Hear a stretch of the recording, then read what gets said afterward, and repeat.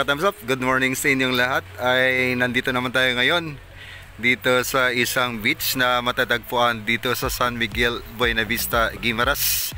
So nandito naman yung kasama natin si Titoy at si Ken na bumisita ulit dito sa beach na ito. So nakikita natin sa ngayon itong Roca Encantada Mansion.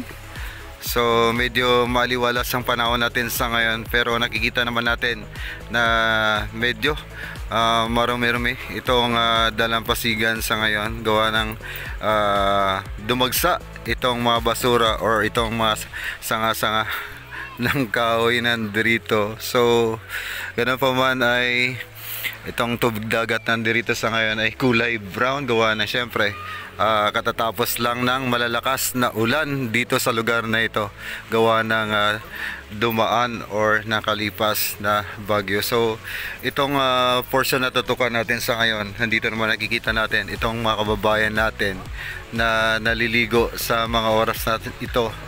So gawa ng weekend sa ngayon, they are spending their time with their families and friends right now. So nakikita naman natin na nag-i-enjoy sila sa paliligo dito sa lugar na ito. So nakikita naman natin mula dito sa tapat natin hanggang sa dulo ay marami itong mga kababayan natin na naliligo dito sa lugar na ito.